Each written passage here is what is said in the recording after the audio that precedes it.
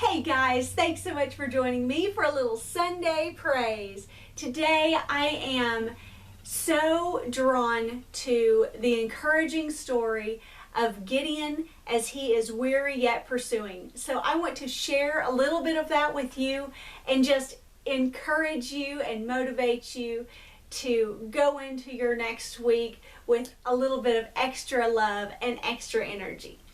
So as a whole today, we're looking at the book of Judges, chapter 6, verse 1 through chapter 8, verse 32.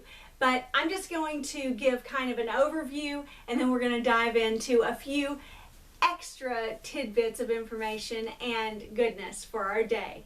So we're told that the Israelites, God's chosen people, have essentially been bullied by the Midianites for at least 7 years. They wait until it's time to pull in the crops and then they swoop in and get it. They wait until the livestock is plump, they swoop in and get it.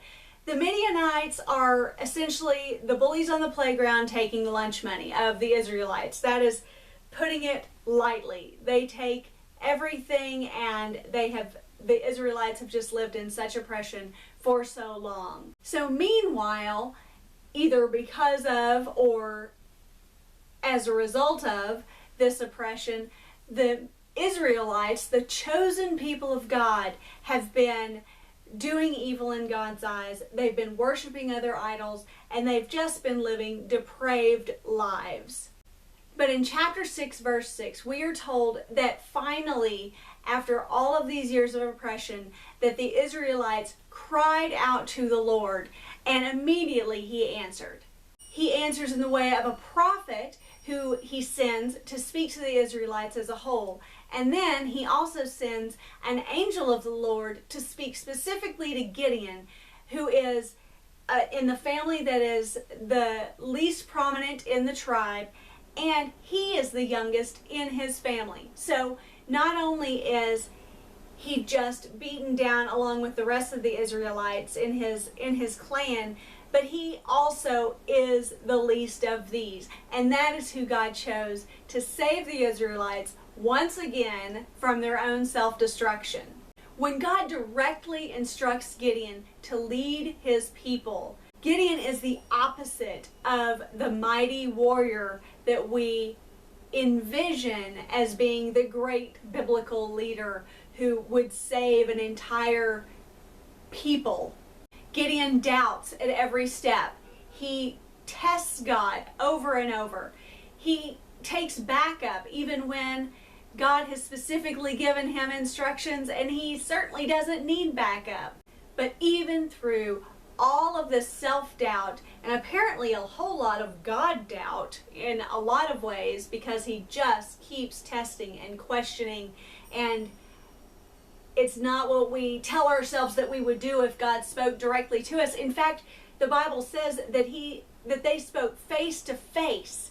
Can you imagine speaking face to face with God through an angel of God, and yet still putting him to the test? It's because he's human. It's because he's like us. We doubt, and we feel a calling, and then we take a step, and then we panic, and then we take 2 steps back. Or we're moving in the right direction for some time, and then something catches our eyes and we move in the opposite direction. This is human nature. And so maybe that's why I love this story of Gideon so much, is because he's not the mighty warrior, but he comes out on top. Gideon and his tiny, torn down army of 300 men overtake the entire powerhouse Midianite army because God sent him. He put a message in his heart, and he kept pushing and guiding along the way, and Gideon eventually got it. In chapter 8, verse 4, there are 3 incredibly powerful words. It tells that Gideon was weary yet pursuing. God proved that He specifically sent Gideon for this amazing task of saving his people from the massive Midianite army. God proved that he did not need 22,000 men, which is what we started out with in the early part of this story. He just kept paring it down and paring it down until those who went into battle were only 300 strong. God only needed a few good men to trust in him and pursue even when weary.